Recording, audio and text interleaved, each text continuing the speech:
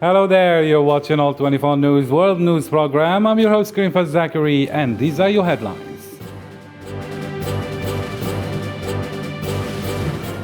Algerian President Abdelmadjid Tebboune sends an official invitation to the custodian of the two holy mosques, King Salman bin Abdulaziz Al Saud, to participate in the upcoming Arab Summit in Algeria.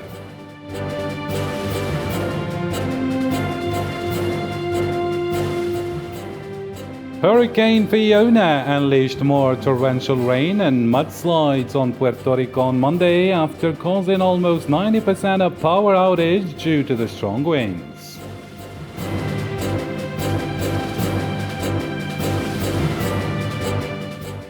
The Taliban and the United States completed a prisoner exchange of Taliban senior member Bashir Morzai with an American veteran.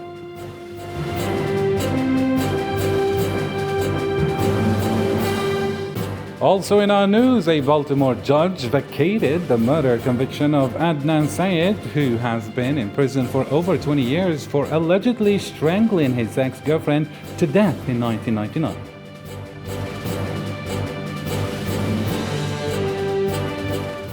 Hello again and welcome to the program. First in our news, Algerian President Abdelmadjid Tebboune extended an invitation to the custodian of the two holy sites of Islam, King Salman bin Abdulaziz Al Saud, to participate in the upcoming Arab Summit in Algeria.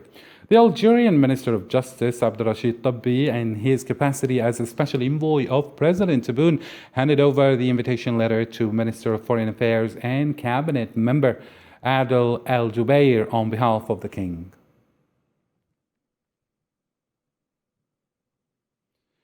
Algerian Minister of Foreign Affairs Mr. Mtal Mamra is in New York at the head of a strong delegation to take part or participate in the 77th session of the United Nations General Assembly. According to a press release from the ministry, this year's General Assembly will be held under the theme, A Turning Point, Transformative Solutions to Intertwined Challenges. This theme reflects the critical situation created by interconnected crises such as COVID pandemic, climate change, and the war in Ukraine. The United Nations Secretary General, Mr. Antonio Guterres, opened the 2022 UN General Assembly on Monday by highlighting the needs to promote and execute the Sustainable Development Goals outlined by the UN in 2015. The meeting is taking place as many countries across the globe are also confronting inequality, the threat of multiple famines, increasing misinformation, the backdrop of the war in Ukraine, as well as climate and energy crises. Instead of being this is a definitive moment. All of you here today and those tuning in from around the world give me immense hope that we can put our hands on the wheel of progress and steer a new course. That we can rescue the Sustainable Development Goals and get back on track to building the better world that leaves no one behind. The world has a long to-do list. In a wide-ranging press conference on the sidelines of the week's gathering of world leaders at the UN General Assembly, Catherine Colonna urged Iran to take the last offer on the table to revive the 2015 nuclear deal with the United States and key powers, saying the window of opportunity is about to close. La position des Européens et la position des États-Unis d'Amérique est identique. The position of the Europeans and the position of the United States of America is identical. Long negotiations have taken place. A text was put on the table which reflected the point of balance and the possible agreements from the month of March. And since then it has been the subject of exchanges and final adjustments. Malheureusement, l'Iran n'a pas encore répondu positivement. But unfortunately, Iran has not given a positive answer to this proposed agreement and has even backtracked on another part of its obligations that has to do with the NPT.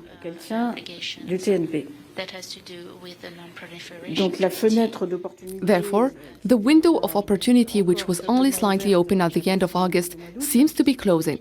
Me semble près de se refermer. Et nous ne cessons de dire, chacun d'entre nous, and we repeatedly have said, each of us, and sometimes together as you saw again last week, that there will be no better offer on the table for Iran and that the onus is really on Iran to make a decision. qu'il lui appartient de prendre une décision. The Armenian and Azerbaijani foreign ministers met along with the US Secretary of State in New York for the first face-to-face talks between the diplomats since the beginning of the 2 days of shelling last week. The host, Antony Blinken, has urged Armenia and Azerbaijan for a durable peace following the deadly clashes at the two countries' borders that left over 170 soldiers killed. Both Prime Minister Pashinyan and President Aliyev, both leaders told me that they are ready for peace. Strong, sustained diplomatic engagement is the best path for everyone. There is no military solution to the differences between Armenia and Azerbaijan, but there is, I think, a path to a durable peace that resolves the differences through diplomacy. The United States is prepared to do whatever it can to support these efforts, and I'm grateful to both of my colleagues for being here today to pursue this conversation. And yesterday, Monday, a state funeral has been held at London Westminster Abbey for Her Majesty Queen Elizabeth II with the presence of many world leaders. More in this report with Nabil Khazini. A last day and a last journey. The coffin of Queen Elizabeth II left Westminster Hall to be taken to Westminster Abbey for a state funeral. The coffin was drawn by the Royal Navy service personnel to Westminster Abbey, past crowds of mourners and followed by King Charles III and other members of the royal family. At Westminster Abbey, there was a gathering of royals and world leaders in a show of how the event was important for them. The two oldest children of Prince William also was present in the event, making it attended by all the generations of the royal family.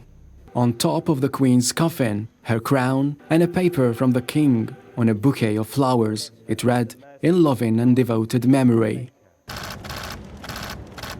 Westminster Abbey fell silent before the Queen's coffin passed through the streets of London for a final time. The coffin was carried then for its journey to Wellington Arch in the middle of thousands of mourners standing solemnly as it passed the Mall and Buckingham Palace for the last time. The coffin was placed then on a hearse to begin a drive to Windsor, the last dwelling for the Queen's coffin. Between the castle walls, the orb and the scepter was removed from the Queen's coffin, symbolically marking the end of her reign as the Queen of Great Britain. At Windsor was the end of a long chapter in the British history, and the door swings was shut on the Elizabethan era. Prime Minister Mr. Ayman bin Abdurrahman, representatives of the President of the Republic, Abdelmajid Tebboune, participated in the official memorial service of the late Queen of the United Kingdom, Elizabeth II, on Sunday. After greeting the coffin of Queen Elizabeth II in Westminster Hall of the British Parliament, the Prime Minister signed the Register of Condolences at Lancaster House on behalf of the President of the Republic. Kenya said on Sunday that its firm position on the Sahrawi Arab Democratic Republic is fully aligned with the Charter of the African Union and United Nations Security Council resolution that calls for absolute right of the Sahrawi people to self-determination through the organization of a free and fair referendum. To a different matter now, authorities in Puerto Rico urged people to evacuate their homes and seek shelter as Hurricane Fiona knocked out the power grid and caused floods into Monday. Islam Said reports. Hurricane Fiona unleashed more torrential rain and mudslides on Puerto Rico on Monday after causing almost 90% of power outage due to the strong winds. Waters covered streets and flooded houses and cars. The hurricane ripped up asphalt from roads and washed away bridges. Everything was flooded. We had to run out in the rain. The water level was too high. We had to leave in emergency. And thanks to a neighbor who helped us, we could get out. Rescue teams have evacuated around 400 people who were stranded after flooding. No deaths have been reported. However, officials said it was too early to note the full scope of damage and warned that it could take days to get the electricity back on. Too much. I didn't expect this. A lot of people lost everything. Very, very rough. According to forecasters, the storm was expected to emerge over the Atlantic in the afternoon and pass close to the Turks and Caicos Islands on Tuesday. It could near Bermuda as a major hurricane late Thursday or Friday. Fiona hurricane comes years after the U.S. Caribbean territory was destroyed by Hurricane Maria, which triggered the worst U.S. power blackout and killed approximately 3,000 people. To Mexico now, a 7.7 magnitude earthquake shook central Mexico Monday, right after a drill was conducted to mark the two devastating tremors of 1985 and 2017, killing one in Colima state. Mexicans in the states most affected went out into the street, while in the capital, Mexico City, where the tremor was strongly felt, the seismic alert was activated and thousands streamed into the main arteries of the city.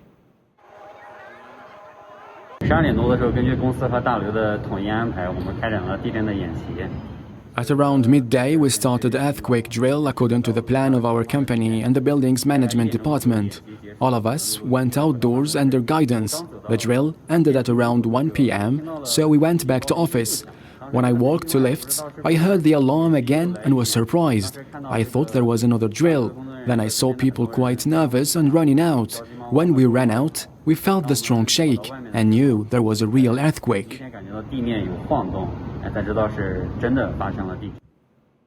Powerful typhoon Nanmadol landed in Japan's southwestern region of Kyushu, killing 2 people and injuring 60 others. Nanmadol typhoon is marked as the 14th of the year in Japan. It destroyed homes and left many families without power in Kyushu.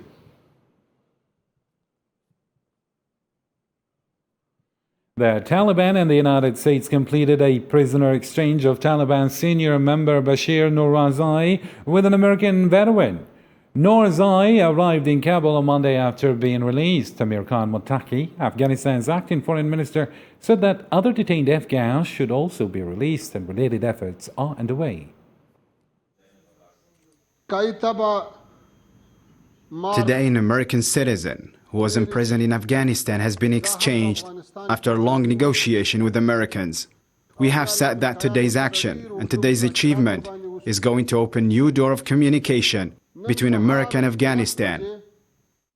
The head of the Russia-backed separatist Donetsk region, Denis Pushilin, called on his fellow separatist leaders of Luhansk province on Monday to combine efforts aimed at preparing a referendum on joining Russia.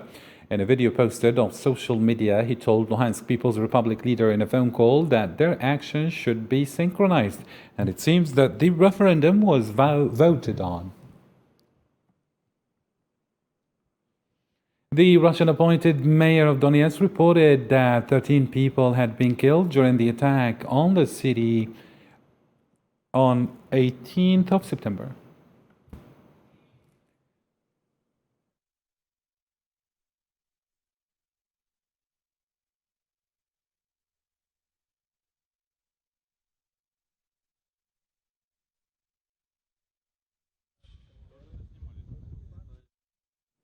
A Baltimore judge vacated the murder conviction of Adnan Syed, who has been in prison for over 20 years for allegedly strangling his ex-girlfriend to death in 1999.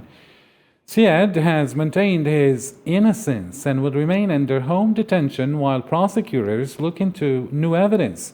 Prosecutors said Syed should be released from prison, where he has spent more than 2 decades, while they complete the investigation and decide whether to seek a new trial or to prosecute a different suspect. Through our review, our reinvestigation revealed that the original prosecutors and the subsequent prosecutors in the Attorney General's office failed to disclose relevant information about alternative suspects, one of whom threatened to kill the victim and had motive to kill the victim, and both of whom had a pattern of violence against women. Our investigation suggests that the 2 suspects may have been involved individually or may have been involved together in the death of that beautiful young woman. Haitian Prime Minister Ariel Henry appealed for calm as protesters continued in Port-au-Prince. The protests and barricades blocked the main roads of Port-au-Prince for the fifth day, bringing the capital to a standstill. More with Melissa Noor Khimilat. After a week of protests, violent riots and widespread looting in Haiti, the interim prime minister has finally come out of his silence and gave a televised speech. But those who expected the head of government to reverse his controversial decision to raise fuel prices were disappointed. I ask you to remain calm. Do not engage in violence, nor block the streets or destroy people's belongings. The state is working day and night to unblock the roads so that life can return to normal. It is essential for everyone to join hands to unblock the streets quickly in all neighborhoods and prevent people from coming back to block them again. In his address, the Prime Minister promised free and fair elections so the people can choose the direction of the country freely. I still believe that we can organize proper election so the people can choose the direction of the country freely.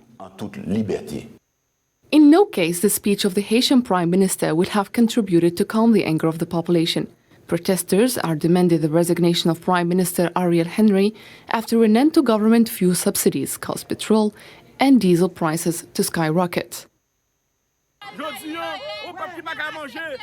We don't have anything to eat or drink. We demand the ousting of Ariel. As the Caribbean country witnesses a very tense economic, political and security situation, the solution does not seem to be for tomorrow. The Al Jazeera media network announced on Thursday that it would refer to the killing of its veteran journalist Shireen Abu Akleh to the International Criminal Court in The Hague. The Qatar-based media network reported it had formed an international coalition consisting of its legal team and international experts and was preparing a dossier on Abu Akleh's killing for submission to the ICC prosecutor. And in Myanmar, students were among 13 killed in the deadliest attack on children in a year. The incident occurred when government helicopters have attacked a school and a village in north-central Myanmar. The school administrator said the helicopters began firing machine guns and heavier weapons at the school, which has 240 students from kindergarten to year 8 and is located in the compound of the village's Buddhist monastery. Belgian motorways lights will be turned off at night on most of the motorways in Wallonia, Belgium, from Monday to save energy amid soaring electricity prices. More in this report. The network manager announced lights will be turned off at night on most of the motorways in French-speaking region in southern Belgium, Wallonia, from Monday to save energy amid soaring electricity prices. Yes, clearly. So we are in a situation where energy is really in a very complicated, very expensive situation. Anything that can act on reducing consumption will help ease this energy crisis situation. The company of Sofico, which manages 2,700 kilometers of motorways and national roads in this border region of France, claimed that at the time of the energy crisis, this measure aims both to reduce consumption and to reduce the electricity bill of the public authorities. It must be added to other measures. At the same time, we have lights here that have been replaced in recent years, which are already much less energy intensive than before. Here they are turned off at night, which adds another reduction in consumption. It is obviously necessary to make all the savings in stores. No doubt switching off at night certain very impacting lightning from illuminated signs. The extension will concern 20,000 light points located on medians including highways out of a total of 25,000 between 10 p.m. insists on the need to ensure the safety of users. Sofico estimates that switching off the lights will reduce electricity consumption by 2,670 megawatts per year, or a budget saving of 400,000 euros at the current rate. In order to solve the energy crisis, this measure had been requested at the beginning of September by the Walloon government. All right, time for a reminder of our top stories for today.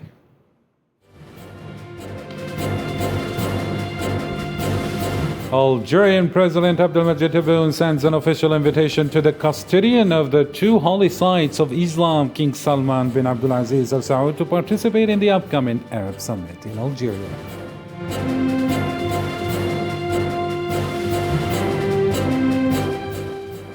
And Hurricane Fiona unleashed more torrential rain and mudslides on Puerto Rico on Monday after causing almost 90% of power outage due to the strong winds.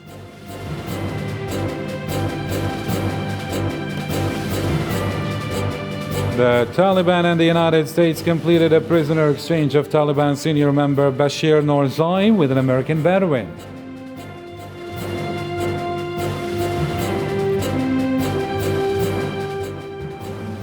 A Baltimore judge vacated the murder conviction of Adnan Syed, who has been in prison for over 20 years for allegedly strangling his ex-girlfriend to death in 1999.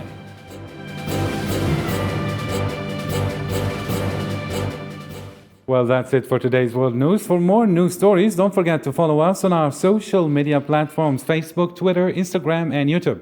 Thank you for keeping it here on All 24 News. Take care.